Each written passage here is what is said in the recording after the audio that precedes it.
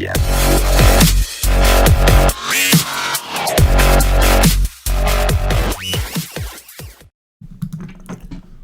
up, nation? Welcome to the first NBA DFS Wise stream of today. We will have two today. This one a little more brief. I'm going to go game by game. And then the second Wise stream, which will be at 5:30 p.m. Eastern, will be the standard game by game, followed by Paulie D joining, doing the break dizzy, all that stuff. CK013 here for those of you that don't know. You can find me on Twitter at CK_013. I'm from the WiseTake Nation. We are back on YouTube, but we're under a different channel. So the youtube.com/WiseTake you see on the screen, that account is still suspended. We're working with YouTube to try to get that resolved. But we did open up a second channel just to get our streams back up on YouTube. I know that's people had mentioned. We're still going to stream on Twitch. We're still on Twitch now. If you're watching on Twitch, shout out to you. Follow us on Twitch if that's your preferred platform. But we're trying to make it as available as we can on all the different platforms. And being that, you don't want to be too dependent on one particular platform, and if they shut us down, we're still going to continue to do the content. So I do recommend you follow us on all the social media platforms, just so you can keep up to date with the latest. You can obviously always come check us out at WiseTake.com to get the latest and greatest. Especially if you're looking to improve your DFS game, go check us out over there. With that said, we have a pretty wild slate. Real quick, before I even get into that, if you haven't already gone to the new YouTube page, if you're watching on the WiseStream page at WiseTake.com, you can actually, the video you're watching on the WiseStream page, that's a YouTube embed. You can get to the channel that way. So make sure you subscribe so you don't miss out on anything until we get this other channel resolved. With that said, we have, what is it? So FanDuel, it's a 3-game early slate. It's a very complicated day. So FanDuel, the main slate is at 5 p.m. The main slate on DraftKings is 7:30. FanDuel does have a 7:30 slate. They're calling it like their late slate or whatever. Our main content will be for that. The projections are for all slates. So the projections at WiseTake.com, which you can get access to if you want them, with a WiseTake Nation membership. You can, I'm going to update those throughout the day for all the games. So if you're doing the mass multi-entry, if you're using an optimizer, whatever it may be, you can upload our projections throughout the day to make sure you're up to date. That's something we're going to continue because all the games are still covered somehow through a slate. So it's very, very simple. And that's going to be the case going forward. With that said, the 5 p.m. slate we will not have articles for. We won't have a separate show. Again, we're going to treat the 7:30 p.m. on both sites as if they were both the main slates, but we will have projection coverage because, again, that's the 5 o'clock games are a part of these. And, we're going to make sure to update the minutes throughout. So go check them out. Speaking of projections, you see on the screen, these are the WiseTake Nation projections. This is not how it looks on the site. This is just a tool I made so I can do this show and give you guys a visual and compare some of the players. But the actual projections themselves you can get for FanDuel and DraftKings at WiseTake.com. With that said, a lot to cover. I know. 3 minutes in, I'm already out of breath. This is just a lot to cover. There's a lot to talk about today just in general. There's a lot of games, doing 2 shows. Real quick, I have been doing a first look podcast. Just a quick, usually like 20-30 minutes or so, on Podbean and iTunes, podbean.wisetake.com. WiseTake.podbean.com. If you're not an iPhone user, if you're an iPhone user, an Apple user, you can get it from Apple Podcasts. Just search for WiseTake. It should come right up. But Monday through Friday, we do the first look. I did the first look for the main slate already, so I did take a look at that. And then this morning, we spent all morning grinding out this early one. So let's take a look. We have some news we're waiting for all throughout the day. It's going to be a long day if you're grinding both slates. Happy Martin Luther King Day to you all. Those of you who are working, somebody's got to do it, make that money. Those of you who are off, hopefully you're enjoying your day and you're ready to make some money today. With that said, we've got the Detroit Pistons visiting the Washington Wizards. We've got a 232.5 total that's down from 233. Washington is 1.5 point favorites. Crazy that they're even favored at this point. So as far as injury news, Jordan McRae is available. We did get that. So he left the last game early, got hurt, but he's apparently available. On the Detroit side, Andre Drummond, especially on FanDuel, only a 3-game slate. Seems like the raw points guy. He's the guy I would go to in cash for sure on FanDuel. On DraftKings, he's a fine cash play as well, but you have more studs to consider. You have James Harden and some of these other guys at that later slate. It's a pretty wild slate on DraftKings. But on FanDuel, I definitely think Drummond is the top play raw points-wise, matchup-wise, everything. Washington's terrible against centers. And he projects well on both sites. well enough. On FanDuel, 5.27, just keep in mind that their pricing, guys aren't typically going to hit as high of a number over there because of the way the pricing works from a value perspective. But Derrick Rose, we have projected for around 30. We know he can play more in the event he needs to. This is projected for a tight game. I do like Rose for tournaments. The rest of the team is kind of tough to project minutes-wise. Markieff Morris in tournaments is kind of interesting for value if you want to take a shot. He's only been playing 20 to 22 minutes, but he has been playing well. This is a revenge spot for him against Washington. It's just a minutes issue, so it's hard to project him for anything more without knowing. But he's been really efficient in his last two games. But Rose and Drummond are obviously your main guys here. If you're doing the 150s and you want to take shots on guys like Christian Wood or whatever, just keep in mind that's going to come down to Drummond.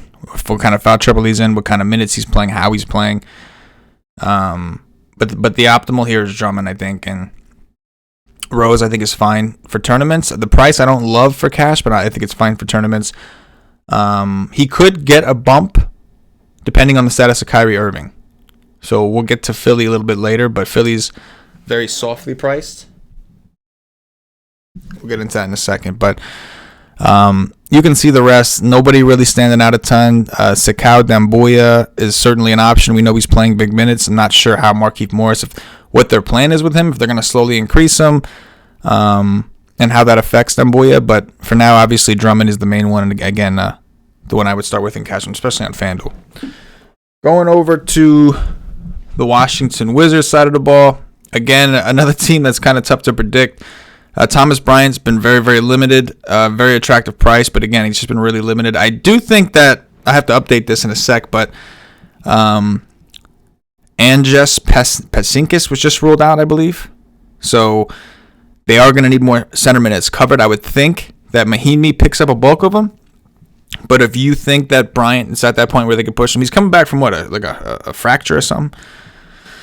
So I'm a little nervous about that, but maybe it's more minutes for Bertans, potentially. Bertans played 28 minutes in that last game, so I went ahead and projected him for about 28. Potentially see more, yeah, I think he could play up to 30. I don't see why not. If he played 28 already in the last game, I don't see why they wouldn't be willing to bump him to 30. So we'll have to see.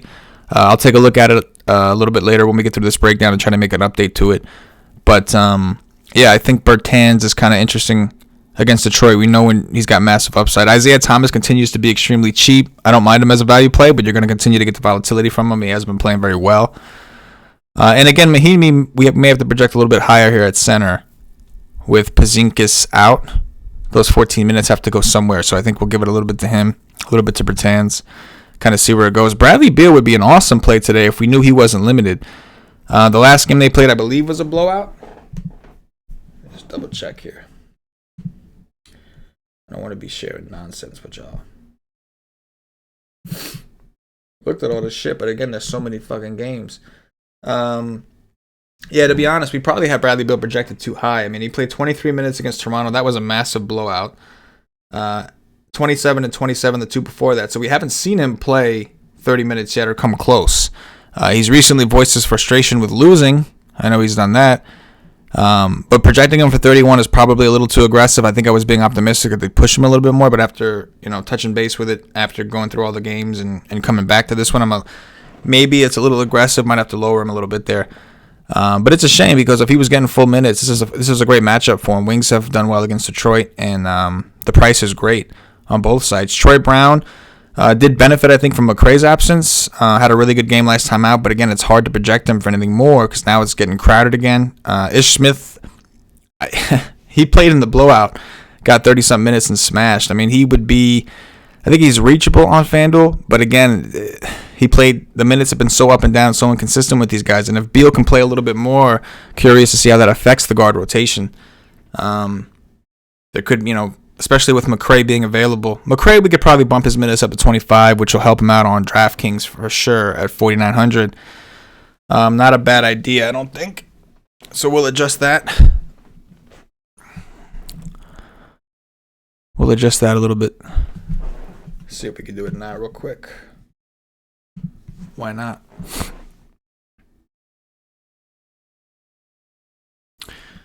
Let's see.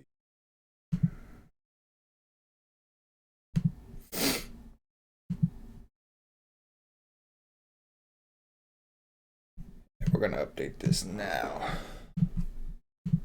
We'll update it and see what it does. Let me just make a couple adjustments here.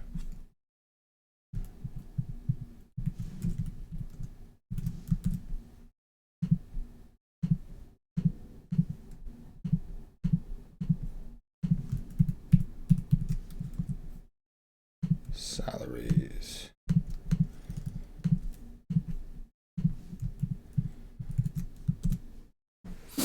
Let's take a look and see. I know that I did adjust Beal's minutes down a little bit. Let's see what that does. We bumped up Bertans a little bit. Troy Brown. I think this makes sense. So we got Possessionix or whatever zeroed out. We did give a little more minutes. You can't see on the back end because I rounded it up to the nearest, but we did give Bryant a little bit more.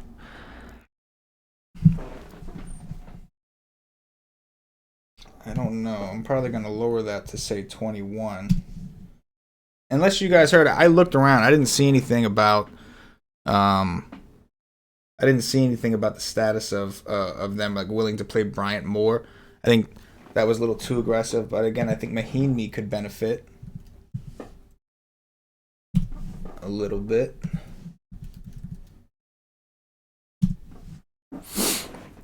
Now let's take a look and see what it looks like. So we got Bryant adjusted back down to 21. Bertans we did raise, but again, it wasn't enough. I think we can probably give Bertans a little more than that, I think.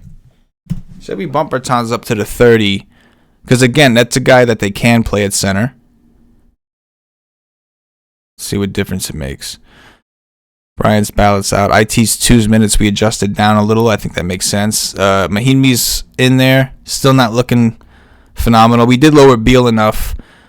So it didn't really make that big of a difference. Again, McRae, you could see we have a 25.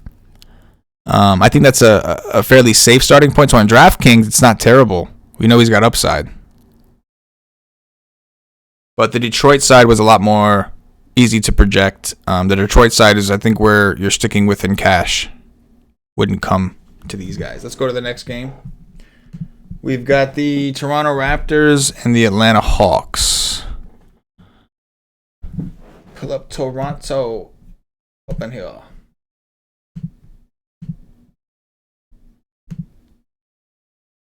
Okay, so let's look at what we got here. So Siakam, we got about 33. We haven't seen him. I don't think we've seen him play that high, but he did play 30, I think, in his first game back, or his first 2 games back. He did play 30.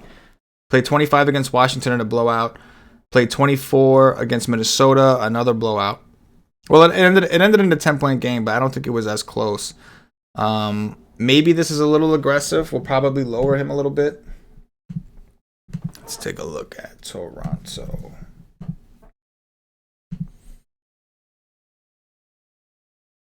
We actually have him for 32.5, which I don't think is that unrealistic. I'm going to lower it to 32. I do think in a close game, he would be able to play a little more than 30. And it happens to be a really good matchup. The problem is that there's definitely blowout potential. I think Gasol's fair. He's playing kind of up and down. The matchup's decent, but he's been a little inconsistent, hard to project. You don't want to give him a full 30. On FanDuel, the price is a little more appealing at 5.9 on DraftKings. I'm a little nervous about that because the usage for him is just so inconsistent. OG, I would think, would be affected by. Now, I will say this: if we get a starting lineup and Ibaka is starting again with Gasol, I think Gasol is more likely to see those increased minutes. But if they start OG over Ibaka or something like that, and I'm saying that because Van Vliet is back. Van Vliet. Then maybe we could project him a little higher. OG, it's tough to know his role. If he's starting, I don't mind giving him the 30, but hard to give him any more than that. Ibaka's price is coming down, but again, another player it's kind of hard to project because he's been a little inconsistent.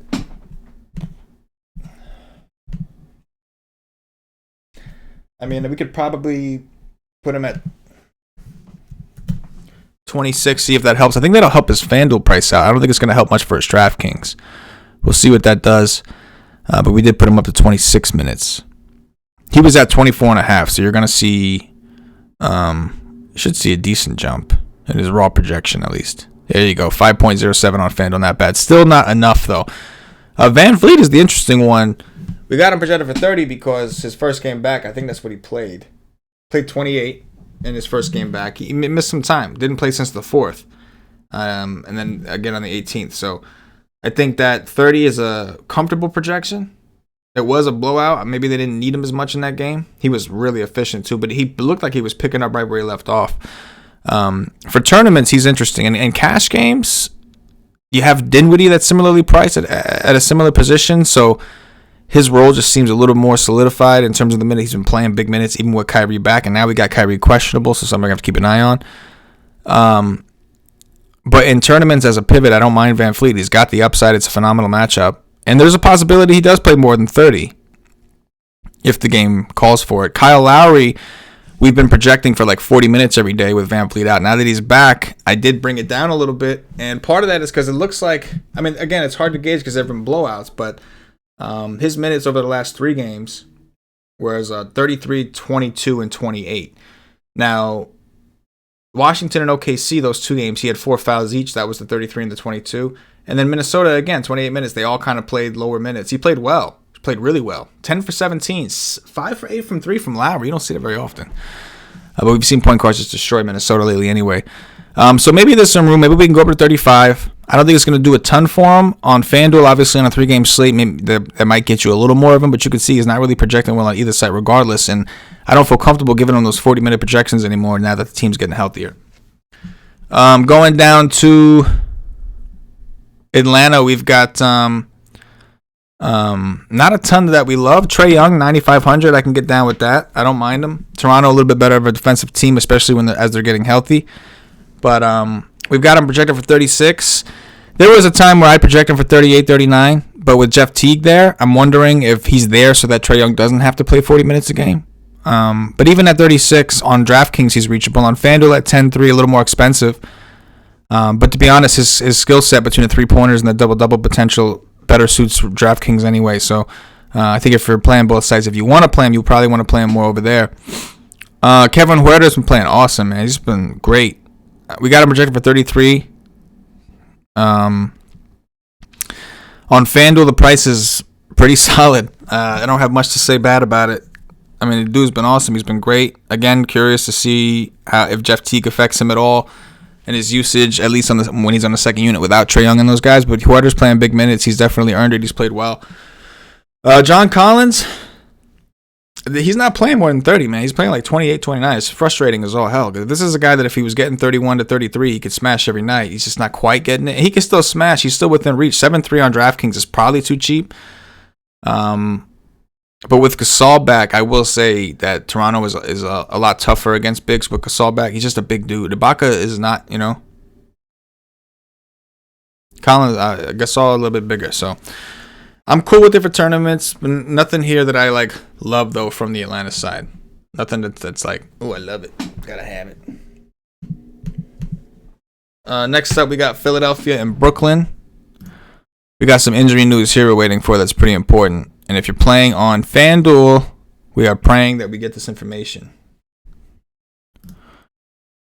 So we've got, I didn't go over the total in the last game. I'm sorry. Toronto, Atlanta, the total was 229.5, down from 231. Toronto is a 9-point favorite, which is up from 8 on the road. Philly, 221 total. That's actually up from 217.5. The Sixers opened up -1. They're now +1.5. So that's kind of interesting, especially because we just got the Kyrie questionable news. 60. So we could end up seeing a lot of Kylo Quinn today if anyway. So for the biggest injury news we're waiting for is Al Horford. Let's take a look. Let's see if we got anything on Mr. Horford. I don't think we got anything yet.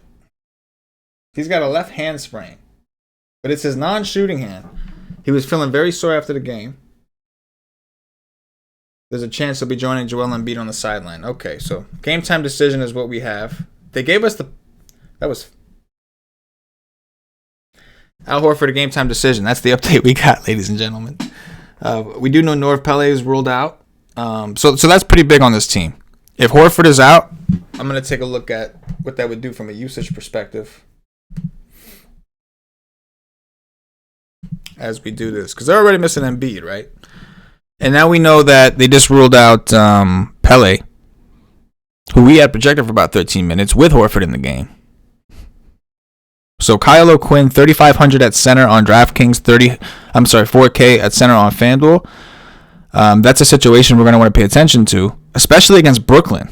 The team is not good against centers, and they're missing DeAndre Jordan, which we'll talk about in a second.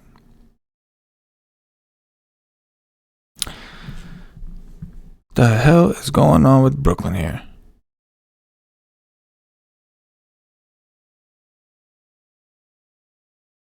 Huh.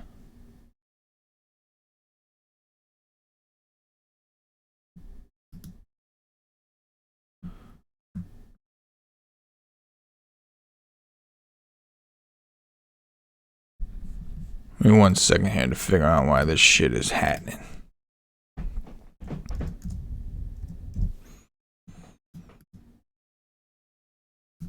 No matches for Kyrie.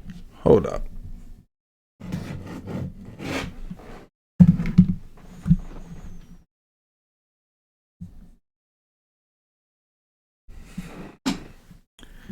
DK.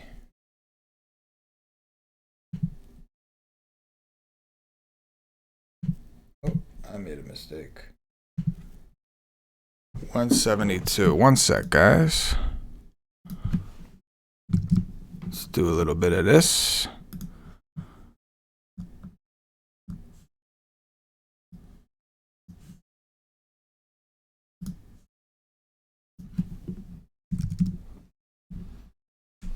Okay, that should fix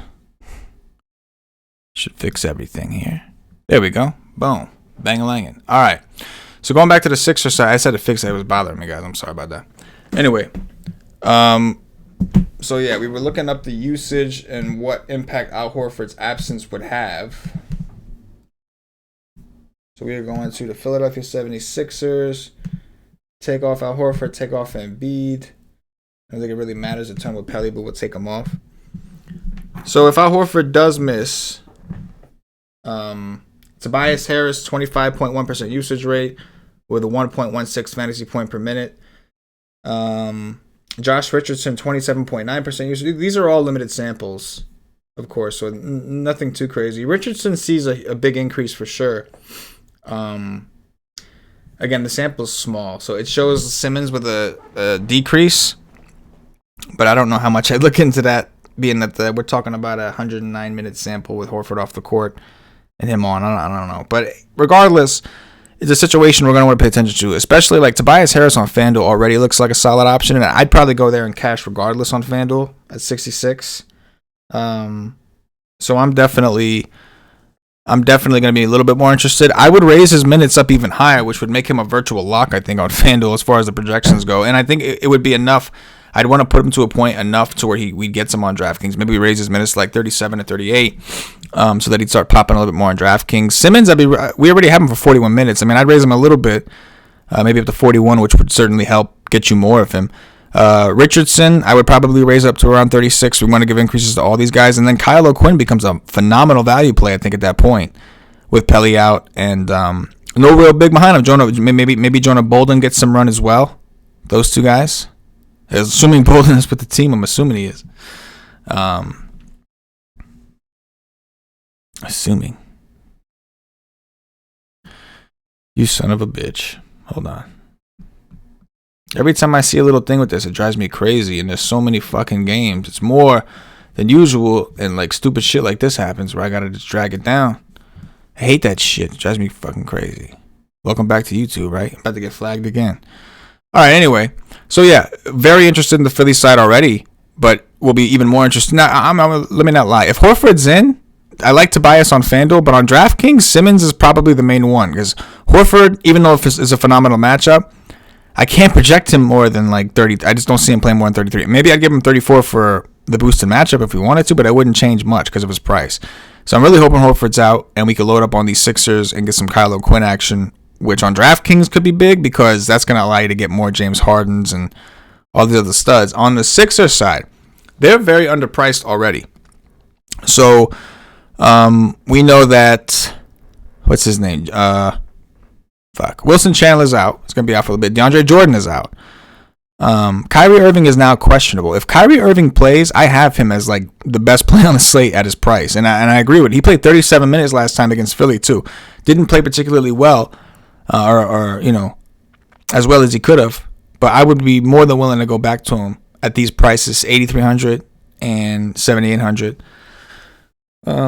If he is now, even if he's in, Spencer Dinwiddie also projects phenomenally. Now, the minutes have been there. Obviously, I projected his minutes a little more conservatively, believe it or not, because of the usage, right? He spent so much time this year without Kyrie. His usage was just through the roof. It's not the same with Kyrie there and Karis LeVert back and all that kind. But still, the price has now dropped to a point where it's interesting. Now, if Kyrie were to get ruled out, Dinwiddie becomes, again, one of the best plays on the slate. So that's situations we got to pay attention to with this game in particular, which would really elevate the ownership in this game. Again, we'll talk about more of the Brooklyn guys. Even with Kyrie in, Jared Allen has no backup. Phenomenal option, I think, on FanDuel, especially if Horford's ruled out. Solid tournament option on DraftKings. Again, especially if Horford's ruled out. So the Nets are a team we're going to get a lot of. Joe Harris on DraftKings is 3,800. I would expect him to benefit with some of the injuries, Wilson Chandler, for instance. I think he's a phenomenal value on DraftKings already. If Kyrie's out, becomes even better, of course. So, again, a lot to like from the Brooklyn side here. A lot to like. And there could be just as much to like from the 76ers side. This is a very important game, pivotal game. Hopefully we get this news. I say hopefully because the slate starts at 2, first game, and this game will start till 3. So they say game time decision. They're supposed to tell us, 30 minutes before? Even if they took you 30 minutes before, that's the start of the Toronto game by that point. So on FanDuel, it's too late. And on DraftKings, you now are down. Like, if you have exposure to the first game and second game, those are guys you can't switch out of anymore. So, like, how much you can get it, you know what I'm saying? So, even with late swap, it's better with late swap, but it still sucks. If the NBA would just give us their information early, things would be a lot better for everyone. So that's it for FanDuel. If you're on a FanDuel, like for the early slate, you're good at this point, right? We went over some of the cash plays. Now again, you got some time. Hopefully we get the news. We have about 55 minutes before the 2 p.m. lock start. So hopefully we get this news and we can make the adjustments. It'd be cool if it happened on the show. We'll see. We can do it together.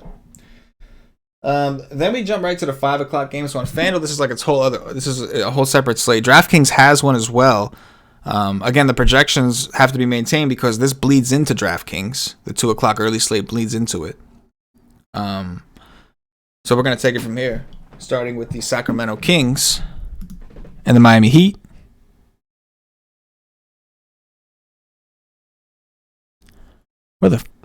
See, the damn thing's too big, man. There's so many damn games today. It's too damn big. All right, Sacramento. We've got a 221.5 total, down from 223. The Kings opened up as 6-point underdogs, or 6.5-point underdogs now to Miami. Marvin Bagley is questionable. So Marvin Bagley's played 30 minutes in a couple games. He's looked really good. Looked good against Utah despite the fact that they got blown out. But at some point in that Utah game, he went to the coach and took himself out and then immediately took his shoe off. Now, he's had problems with this foot. That's why he missed all that time before. So he's questionable today. I think all this happened on Saturday. So we'll have to see what his status is. He's questionable. If he's in, he projects to be a phenomenal play today. No doubt. He's too cheap, and he's playing 30 minutes again. He's starting at center. So we'll want some. Bielitsa on FanDuel, looking like a strong option. On DraftKings, it's not as great, but if Bagley were to get ruled out, I would raise his minutes. He would become an elite play, I think, on FanDuel, at least from a pricing perspective. And on DraftKings, he should look a little bit better. 6-8 on DraftKings. He's earned it, though, right? He's earned it. But if Bagley's in, I don't really want any. And even if Bagley's out, it's not a guy I want a ton of. He's still expensive as shit. Buddy Hield, his price has come down. We know Trevor Ariza is gone, but Bogdanovich is back. And I believe Kent Bazemore and Tolliver aren't going to start till like the 22nd. We got to appreciate Rozier. They're not able to start for. I think it's a contract thing with Caleb Swanigan. They can't officially start for another couple days.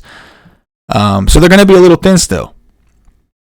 Again, they did get Bogdanovich back, who I think is a fine play. 27. I think we have him projected for 26.5, which is probably a little aggressive. He's only played 23, but they are a little thin. But right now, Buddy Hield on FanDuel looks solid. On DraftKings, I'm okay with it. A little bit more expensive. De'Aaron Fox, I'm cool with. I mean, he's been playing, honestly, 36 is probably a conservative minute projection, especially with them being this thin. He's been playing monster minutes, man. Let me check if I got a full 36 on him. Or if he's at 35 and a half. No, we got a full 36 for him. The price is getting up, I understand, but if you look at what he's been doing lately, it's been phenomenal. I think Fox is an awesome tournament play. Barnes is all right. He plays a lot of minutes. Just doesn't always do a whole ton with it. There's really nothing else for me here. But the Bagley news is pretty big because if Bagley gets ruled out, we know that Rayshawn Holmes is already ruled out. They don't have Anthony Tolliver available. I think they'd have to play Dedmon again. It's not a particularly great matchup for Dedmon, but the price is low. Very, very interesting. And again, it would make Barnes even better of a play because I think Barnes would have to play some more 4 because they're not going to play Bielitsa 40 minutes or 40, no, it's unlikely. So everybody would benefit if Bagley were to be out. The usage would increase for Fox. I'd raise his minutes, which would make him an even better play. See, everybody would get a boost. So again, another situation we're going to pay attention to. If you're playing the 5 p.m. slate on either site, we should have that information then, and the projections will reflect by then who's in and who's out, etc. Assuming we have that news. But yeah, so Dedmon would be very interesting if Bagley were to get ruled out. And him being ruled out is a very big possibility. He's had foot problems. Missed a lot of time for it, so we'll see. But if he's in, he does look like the best play on the team. On the Miami side, I think Tyler Hero's expected back. He practiced. I thought he was going to be back the last game. He practiced and everything and ended up getting ruled out. But assuming he's back, I think Nunn goes back to his 30 to 31. And the price has gotten elevated on FanDuel. He's still within reach, but with Tyler Hero back, I'm a little concerned. Duncan Robinson was playing monster minutes, but again, with Tyler Hero back, we expect him to go back to his 29 to 30. He was playing like 34 to 36, 37. He was playing massive minutes. Not that he did a whole lot with him. Dragic, just a tournament play. He's not getting the minutes we'd like. Bam's price is up there. It's a phenomenal matchup, though. Really good matchup. Whether Bagley plays or not, it's a good matchup. It's just price is so elevated. But you can make a case and, give him an extra minute. I'd say 37 would be like a max point if you really liked it, but I'm okay with it. Jimmy Butler's price is up. We like to play him when his price is down. Not as much when his price is up. It's up right now. So not a ton from Miami side that I love that stands out to me. On FanDuel, none a little bit. Nothing great, but again, they're getting a little bit healthier in their price for being a little more thin. So the Kings, again, waiting for news, pretty important. Next up, we have the Oklahoma City Thunder and the Houston Rockets. Some stud action. Who's home? Oklahoma City is on the road, so we want OKC. I'm just going to... Oh, it's right there. Shit. All right, so... Nerlens Noel played really well last time out. I think on FanDuel, he's still an interesting value play, especially because Houston has a tendency to get teams to go a little smaller at times. So I think Nerlens could play 20 or more. And on FanDuel at 4K, he's probably worth a shot. On DraftKings at 4.6, I'm not as interested, but he just played 20 minutes and went for 30-something against Portland. Hamidou Diallo projects really well. He's been playing big minutes. The guy's got a floor of like 2. So I would not fuck with him in cash by any stretch. And tournaments, I'm not even that interested. I'm going to have to do something to equalize this. But I'm going to end up with some because, there's, you just want to find ways to get some of these studs in. We're going to hope something better opens up. But not a guy I want a ton of. I know he projects okay because once in a while he seems to do that. But go look at his game logs, man. He's got some really crazy low floors, even with the 30-something minutes. Dennis Schroeder's price is elevating on FanDuel. Again, like the pricing just seems soft in general over there. But he's on a separate slate from those other guys we looked at. On DraftKings, price a little more elevated. Still looks like a decent tournament option. In general, these guys are projecting all right. Oklahoma City, Gallinari not looking bad. They are being paced up, so it makes sense. Chris Paul looks like an awesome play. He's been playing really well. Shai Gilgeous-Alexander is always fine for tournaments. It does look like his price is starting to catch up to his performances, though. Going to the Houston side, PJ Tucker, I'm always going to project fairly well because he's cheap when he's cheap, but we know similar situation, just very low floor. Russell Westbrook's been on a tear, and if you notice, we have him projected for 39 minutes, and that's because he's played like 40-something minutes his last 2 games. They're just playing the shit out of him right now. He's playing really well. Clint Capella, we have around 35. I think with Adams on the court, that makes sense. I mean, he's just one of their main guys at this point. James Harden's the next one. As of right now, I mean, you can see with his price has come down. Anytime his price comes down, he's going to start popping. He's popping again. 36 to 38 to 39 minutes. We have him for 37 right now. It might even be 36 and a half. I don't know. He's played less minutes than Westbrook lately, but even so, we have Westbrook projected for 2 more minutes, and we still got Harden projecting to be the better play. So he's the stud, I think, if you can reach that you want to try to get if you have that kind of build. By the way, the spread in this game is 7. The Rockets are 7-point favorites at home, 230 total. We know about the beef between Paul and Harden. I think they played already. Next up, we've got the Chicago Bulls and the Milwaukee Bucks. So let's see here. For Chicago, Chris Dunn always projects well, but again, just another very inconsistent player. Satoransky's minutes have come down significantly. Luke Kornet's kind of interesting. I wasn't sure where to put his minutes at because I think he matches up well with Lopez, but they could very just as easily put Mike Markkinen and bring in Thad Young, play Markkinen at the 5. So I was a little reluctant. But Kornet, especially on FanDuel at 42, if you have a hunch that maybe they will match him up better with Lopez, and Lopez is not a good defender, not worried about that, but just matchup perspective, maybe Kornet gets more minutes in general. I thought he was interesting, but I just couldn't do it. And on DraftKings at 5-2, I don't know if it's worth the risk. Zach LaVine, we have at 38 minutes. He's been playing monster minutes and playing extremely well. I'm totally fine with getting some exposure to him. And the projections should give you some if you're building enough teams. But yeah, I think LaVine is obviously, again, the main one. Of course, they are huge underdogs here. This is a 225.5 total. But Bucks are 15-point home favorites.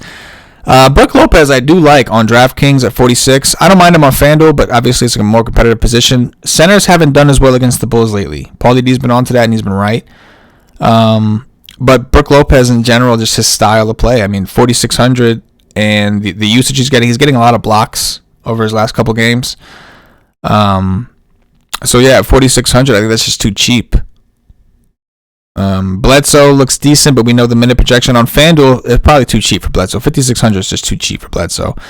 DiVincenzo is an interesting value play. I think, nothing particularly, too crazy, but I think someone we can consider. What else we got here? George Hill, 3,300 on DraftKings. That's interesting if you want to take a different approach. It's just hard to project the studs for more than 30 minutes. They're not going to play their main guys more than 30. It's a phenomenal matchup for Giannis. They just don't like to play him if they don't have to. And this game has a very high, very big spread. So it's hard to see it really stand close. Hard to envision that stand too close enough to get these guys to where they need to be at these prices. But on FanDuel, though, we got some. I mean, yeah, Bledsoe is definitely interesting on FanDuel, no doubt. Next game, we got the Knicks in Cleveland. I'm going to pause this for a second while I go take care of this router. I'm having a hard time connecting to the Google Sheet. Just lost connection to it. Just give me 1 sec, guys. I'll be right back. Don't go nowhere.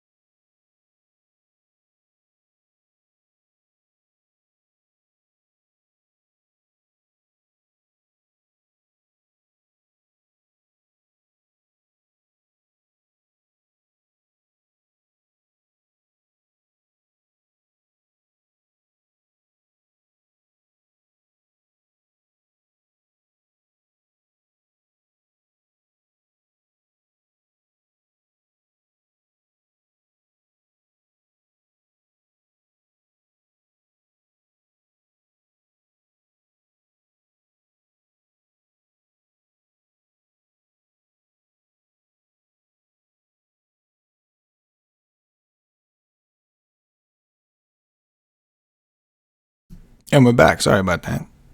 Yeah, I don't know. I guess it was a Google Sheets thing, but it's back. All right. We'll go on to the next game. We've got New York Knicks and the Cleveland Cavaliers.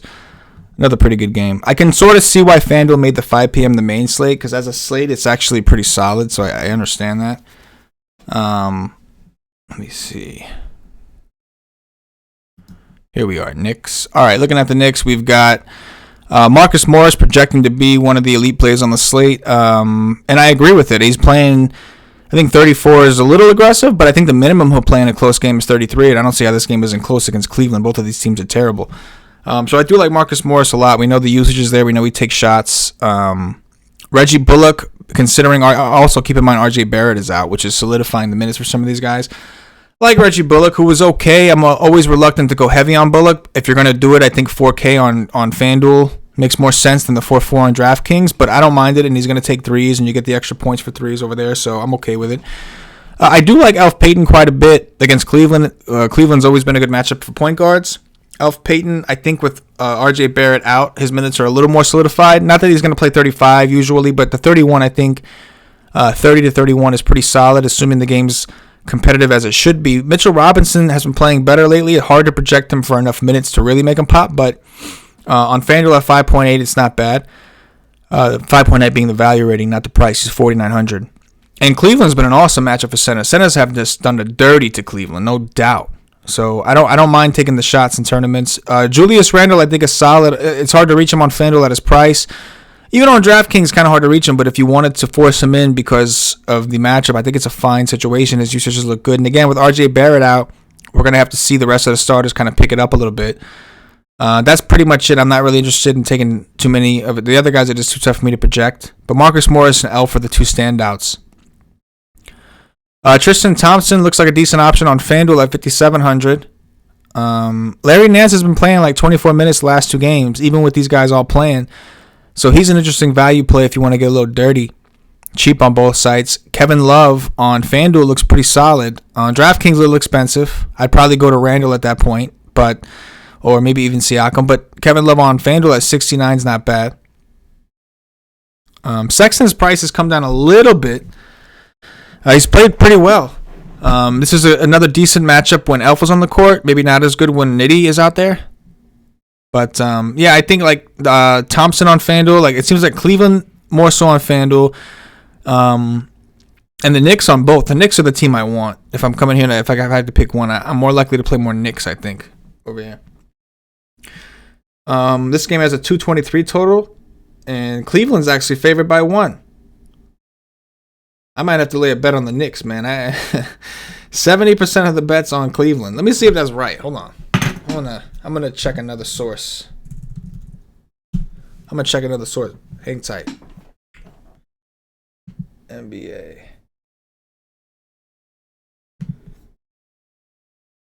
Okay, yeah, no. No, that's not necessarily true. I see another source having 53% of the bets on the Knicks. That would make more sense to me. So never mind. New Orleans and Memphis. Let's go take a look. Where the fuck? All right, so this is one of the more important situations. Number one, this game is just phenomenal. We have a 239.5 total, highest on the board. So in tournaments, this is the game I want the most of. But I need things to go my way. What I mean by I need things to go my way. Derek Favors is questionable. I'm not as concerned whether he plays. If he plays, I'm interested, especially on FanDuel at 5,900. Joe Val's a big dude, so it's not the greatest, but definitely interested at that point. Oh, Kyrie Irving just got ruled out, guys. So we're going to make that update in a little bit. But Spencer Dinwiddie just became the Nets in general, man. Dinwiddie, Allen, Harris, especially on DK. Taurean Prince gets a boost. His FanDuel price was good. We'll go back to that in a second. But I want to talk about this game. We only have a couple more left, then we can get into that stuff with the news. So as you can see right now, we have these guys in. If Derek Favors is in, if Derek Favors is in, he's a solid option, especially on FanDuel, but even on DraftKings. He's played really well without Holiday. Lonzo Ball would become a phenomenal option. We'd raise his minutes up to around the 38 mark, which is what he's been playing, and it's already a phenomenal option, a phenomenal matchup for point guards against Memphis. So I do like Holiday regardless. Ball regardless, but I really would prefer if Holiday was out. If Holiday's in, we can consider him. He's got an elbow issue, but I think he's been practicing. And again, it's a good matchup against Memphis. Brandon Ingram's the main one though, because his price has been elevated. If Holiday's out, I will raise Ingram's to like 39 minutes without a worry. And he will be popping like a motherfucker and become the optimal stud, I think, on the slate. But in the meantime, we need that news. And we might not get it. This game's not until 5. So if you're doing the 5 p.m. slate, I think that if we get the news with Holiday out, you're getting a lot of your cash plays from here.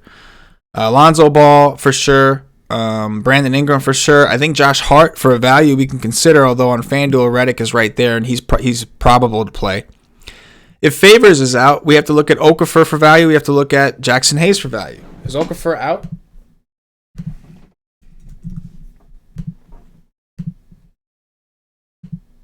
No. He's questionable, lower back soreness, so we'll see. But again, this is one that's very important for the news. I will be on it, projecting throughout the day, like trying to adjust as we get it. But this game will start at 5 p.m. Boom. But everybody, each one more interesting. So this is a team we're going to want regardless because they're being paid. It's a fast-paced matchup, high total. Memphis is playing very fast. Both teams are terrible defensively. But if Holiday's out, it's going to be that much more juicy. The Memphis side, as usual, always the tougher side to project. I think Brandon Clark is a decent value option. Maybe we have his minutes a little too aggressive. You got to be careful when you project his minutes because he's such a high point per minute player, but he does carry some variance, right? Like he can go for 40 in 24 minutes. See, we actually only have him for 24 and a half. So if I put him to a straight 24, let's see how that affects him.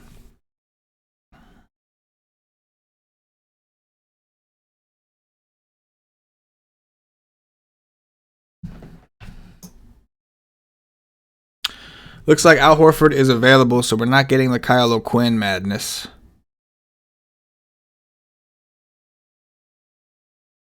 We'll go over all that in a second. What else we working with? Yeah, Brandon Clark still projects pretty well. And don't get me wrong, I think he's a fine play, especially in this game with all the pacing and everything else. But I do think maybe we were a little aggressive with his minutes, even at 24. So I'm gonna lower him to 23. He should still be a decent option. Somewhere in the 27 ranges, I think, where as far as his actual projection goes.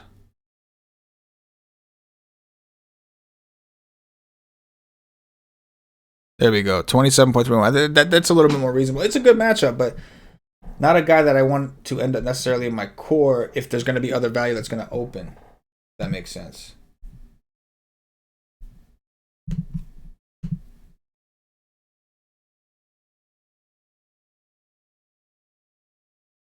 Yeah, I'm fairly comfortable with the rest of these guys and their projection. But yeah, again, the Memphis side getting a little more confusing. I think Joval, especially if Favors is out, Joval is going to destroy these guys. Clark is a fine value play regardless. I'm okay with Crowder because his price. I think Dylan Brooks is kind of interesting. He's not projecting all that well, but he's been playing fairly well. He does a little more scoring dependent, so I get it. John Morant's a tournament guy. Hard to project. He plays anywhere from 30 minutes up to fucking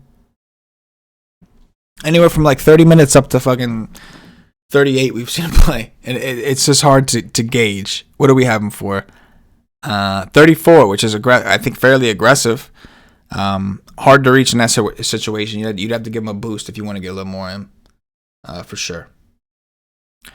All right, so let's go to the last game, and then we got 30 minutes, so we'll try to do some recap action and review some of the news that we got in. We did get a couple pieces.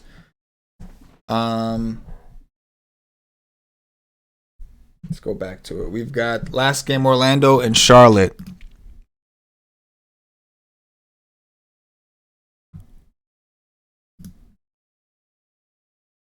All right, so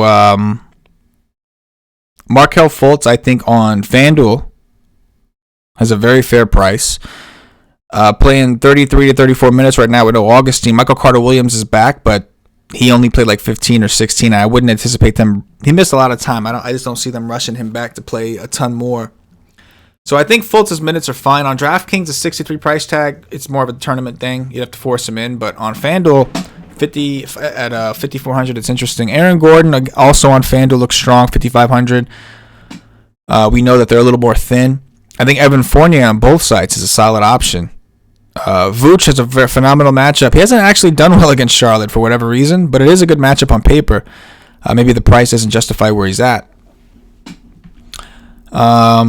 Not a ton, though. Devontae Graham, always interesting, always a guy you want in tournaments. Terry Rozier's been playing extremely well. I know on DraftKings his price is kind of a stretch at 7. Like, you might as well just go with Graham when you're that close. But on FanDuel, you could really play them both if you wanted to go that route. Cody Zeller, very cheap. Minutes inconsistent. That's kind of the problem with Charlotte. Graham and Rozier, though, I think are certainly two guys you can go to.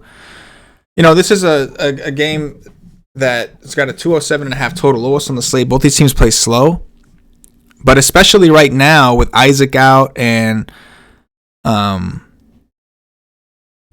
guess just that neither team is great defensively right now. So it's a situation where even though the total is low, you could find some decent options here.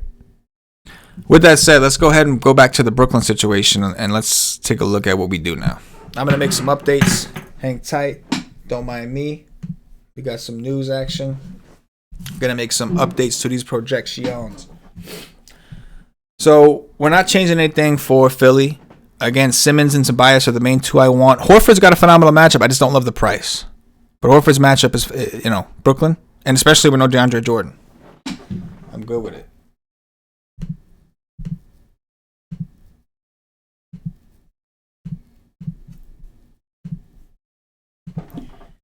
All right, we are going to do the Brooklyn Dirty.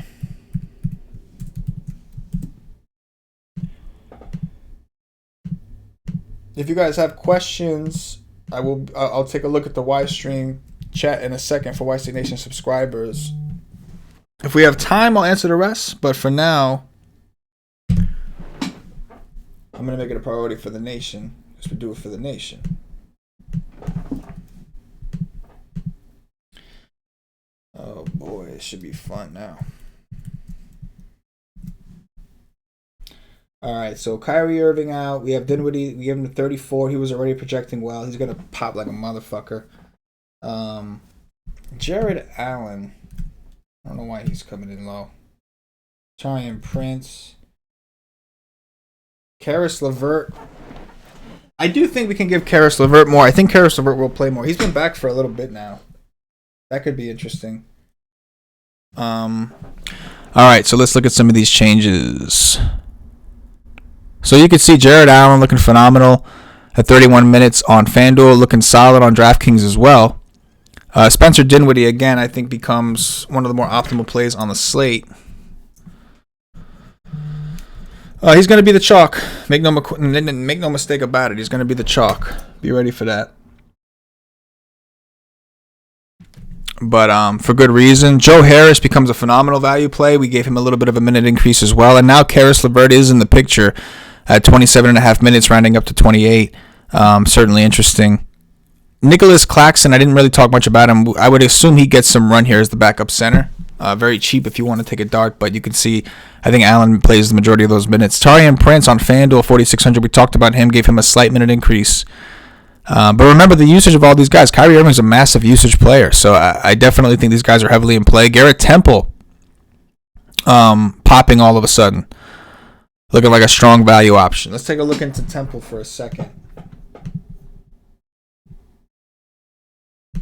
We have him projected for 30 minutes now. He got 21 against Atlanta. That was a blowout. 28 against OKC, 29. So he was playing. We know Wilson Chandler's out.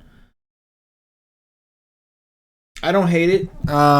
If it's getting you something that you need, I'm fine with it. You're gonna have to. If you don't want him, you're gonna have to fight against him in the projections. But that's just purely what he projects for if you give him 30 minutes, and I do think he's playing 30 minutes today. The price is too cheap on DraftKings. 3,500 is a little too cheap. I'll admit that. And I'm not a Temple guy. I'm not. Let's take a look at some injuries. So Kyrie out. Al Horford will play. Robin Lopez is out. I think that's good for Brook. The Raptors will start Lowry, Van Fleet, Anunoby, Siakam, and Gasol. So they're not starting Ibaka and Gasol next to each other. I think Anunoby, I don't know. Anunoby. OG. Why am I fucking around? He's got one of the coolest first names in the game, and I'm fucking around with his name. Fucking stupid. But yeah, Serge Ibaka, I think we have to. Marc Gasol, I think, is the main one that I think loses some minutes in this situation. I think OG is more likely to play 30 now, but Ibaka is kind of floating around. It's just a generally tough to predict situation.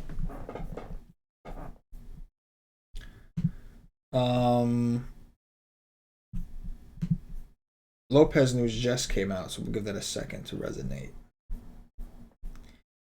Again, the most important news for me on the DraftKings slate, again, for the FanDuel players, just keep an eye on that New Orleans situation. If you're doing the 5 p.m. slate later, you're good for now. You got your stuff, Dinwiddie, all that good shit.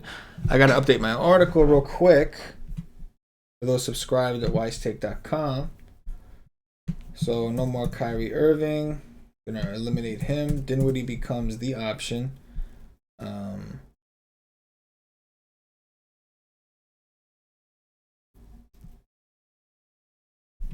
There we go. And I got some. I'm going to upload these now. Let's see what we get. It's a shame that we don't have the information that we're looking for, that we need with New Orleans, because again, that's huge. I'm not doing as many teams because they didn't have the contests I liked on the early slate for DraftKings. But I am actually playing some cash games today, which I don't always do. Holla at a player when you see him in the streets. Man, I can just see. Well, the Brooklyn game on DraftKings, you have some time to get that one situated. But let's take a look. I'm going to see what I'm getting now. So now that we have all that Brooklyn stuff, let's go over. I'm going to go over what the optimal team for us is at this moment. Let me just start this real quick. So as of this moment, with the news that we have, with the projections, everything the way that it is.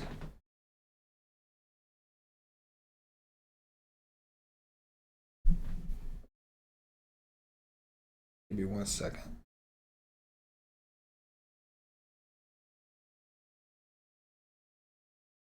Still giving me Diallo? For real? Man, fuck that guy.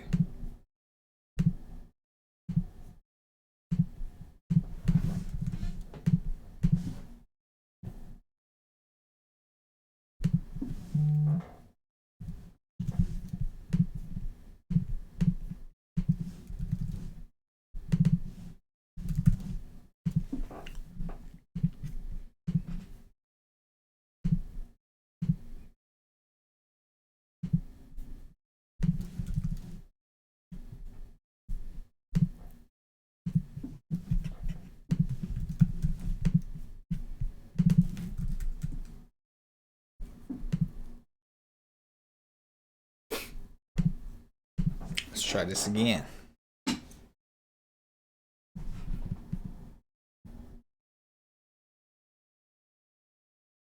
All right, so I'm waiting for this to go. I'm only doing 40 teams. Normally I do the 150. Sometimes I've been doing 170 teams. On Saturday I did 320. Just joining multiple contests. I've been doing 170, joining the 150 and one, and then doing a 20 entry max. Today they didn't have any of the 150s that I wanted, so I just did 2 of the 20 entries, and I'm playing more cash games. As of now, I'm getting a shit ton of Joe Harris. I am getting a lot of Marv of Bagley, and again, that's kind of important because he's questionable at the moment. So we'll have to wait and see about that.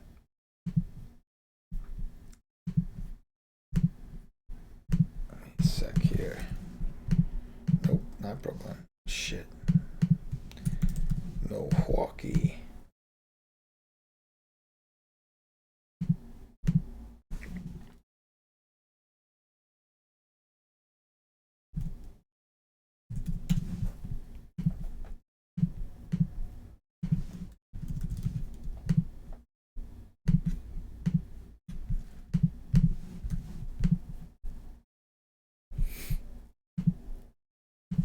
See if anything changes. See if anything changes. All right, Nation, I'm popping up that chat. Love or Capella? Oh, that's a good one. If you're playing a cash game, I would say Capella. If you're in tournaments, why not take a shot on Love? He's going to be low owned. On FanDuel, especially. I like his price on FanDuel. With the updated projections, Joe Harris or Temple in cash? Let's take a look at that. It's a great question. I'm getting more Joe Harris, which is probably a positional thing because Joe Harris is forward eligible, whereas Temple is guard eligible and we have a lot of guards, I think, in play today. Yeah, we do. We have a lot of guards. So I guess Joe Harris because, well, let's look at what the optimal is for us right now. Right now, our optimal team is Garrett Temple, Spencer Dinwiddie, Joe Harris, Marvin Bagley, who's questionable, Jonas Valanciunas, Chris Paul, Marcus Morris, and James Harden. That's what we have at the moment. Now, I can tell you what would change this heavily is the New Orleans news. Because then I think that makes the mid-tier a lot stronger. It makes Brandon Ingram a better play. So I wish we could find out. So the short answer to me is Joe Harris. If they're that close in price, I'd rather play Harris personally, but they're obviously fine. The main reason, though, is that Harris is forward eligible, and the guard position is pretty deep at the moment between Dinwiddie taking out one of those slots, potentially James Harden, potentially Chris Paul. There's Elfrid Payton floating around. On FanDuel, the decision's a little bit easier. I think you could probably... It's easy to get them both in on FanDuel, right? Like, I don't think there's as much holding you back. And I'm fine with that. But again, you got to know. Because that Ingram news... I mean, the holiday news dramatically impacts the slate. As far as exposure, so I built like say 40 teams using Fantasy Cruncher with our projections, and I didn't change anything, no randomness, nothing. Just wanted to see straight up if we built 40 teams. And Dinwiddie was on every team, Harden was on 88%, Paul on 83%. Now again, the reason I bring this up is because I say again that this could really change if we get that New Orleans news. I think if we have to account for Holiday being out.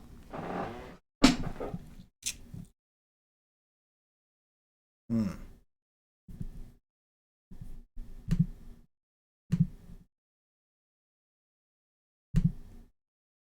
I do.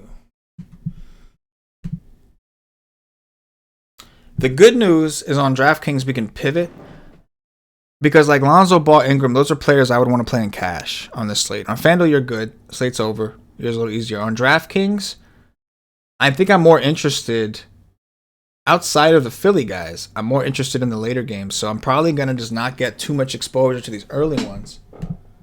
I'll get some Trae Young. I'll get some of the Washington guys. A little disappointed to see I didn't get any Drummond. Oh, no, I did get a little bit of Drummond. Okay. I did get a little bit of Drummond.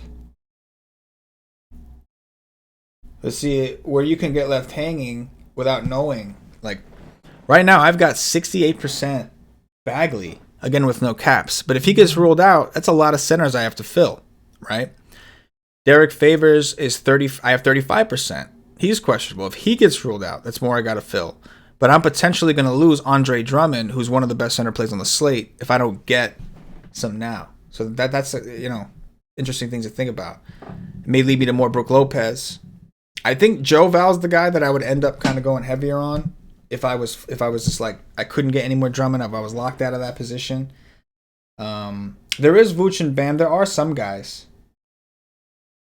But I think Joe Val would make the most sense, especially if Favors were to be out. Probably be the one I want the most of. Because remember, Jared Allen, that game starts early also. So let's see the guys that I wouldn't be able to get out of.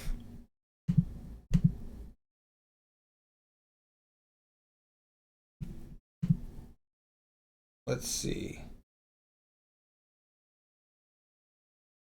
Yeah, we got time to make these decisions.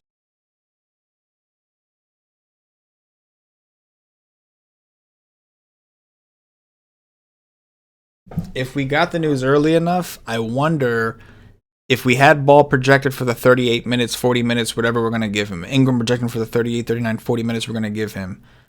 I do think it would give us a more balanced build. And so maybe it wouldn't give us both Temple and Harris in the optimal. Because at that point, it may decide it doesn't need James Harden. Interesting.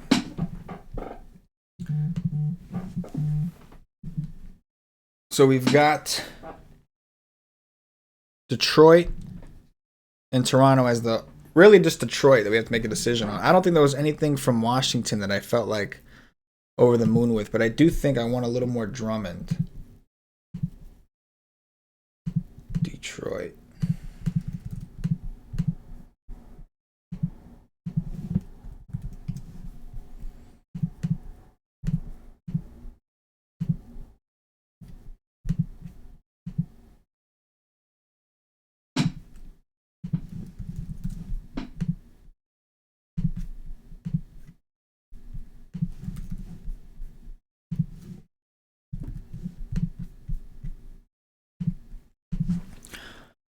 I did raise Drummond by half a minute to see if that would give us what we're looking for. It is giving me more,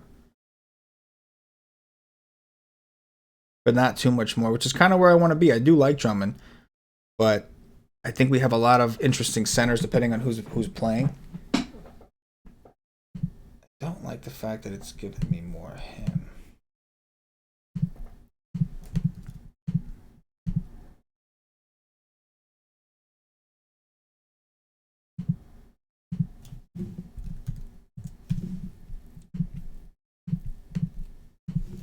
Is Bryant gonna fucking troll me and get like big minutes today?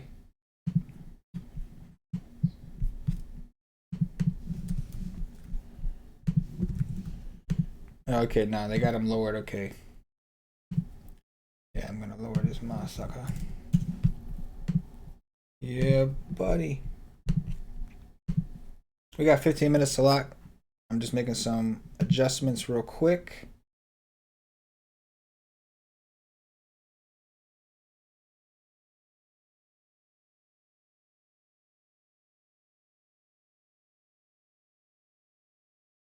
I think I'm good with everything else.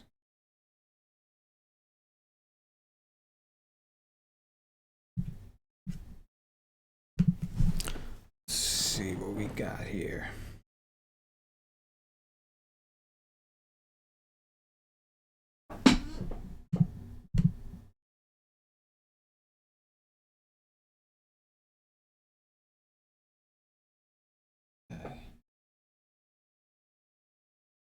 Looks like around 15 to 20% is what we're going to end up with on Drummond. I'm okay with that. Again, if you're playing both sides, you have the advantage. You can go really heavy on him on FanDuel, and you don't have to go as heavy on DraftKings. Of course, his ownership's going to be heavier on FanDuel. It's something you need to consider, I think. Yeah. Assuming Drew is out, how many minutes would you bump Lonzo Ball and Ingram? I'd give him like 38 to 40 each. That's why it's that important, because the prices aren't high enough. Like, they're within reach. So if I was going to do that, if we were going to say Drew is out, I would give Ball 38 to 39 minutes, which I think would make him a very good play. And Ingram, who I think is 9 on FanDuel and 8 on DraftKings, I would give him 38 to 40 minutes as well. It's a phenomenal game. So it's not just the minutes, it's like a phenomenal game. So I would want plenty of it. I want to make sure I get plenty of it. You know what I mean? So, again, that's what makes me want to kind of leave mine, because to me, that's the best game, especially if those guys are out. That's the best game on the slate to stack, I think. Or at least the New Orleans side becomes one of the better plays. So that's really where I want to hone in on and make sure I have room to grab up good areas. Yeah, about 18% drum. Pretty wacky. I just want to make sure it doesn't give me too many guys in the first game so that I have the room to pivot if need be. And I think I'm comfortable with what it gave me at the moment. It did give me a lot more Harris, as I talked about, because we had a bigger need at the forward position. So I'm going to export this for now, I think.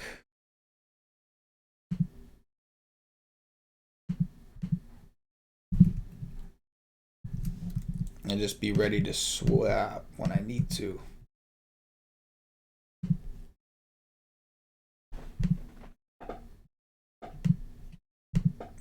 Upload this.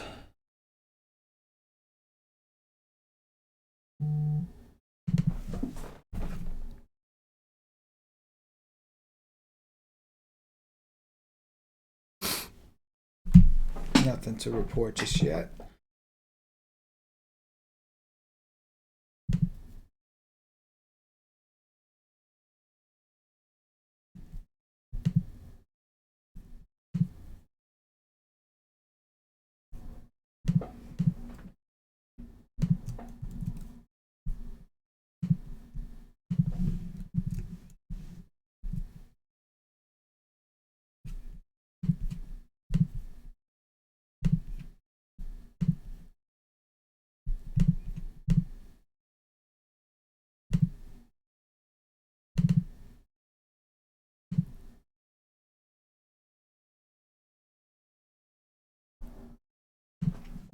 Okay, back with it. So I think I'm situated for the first games to start. We got about 11 minutes before they do.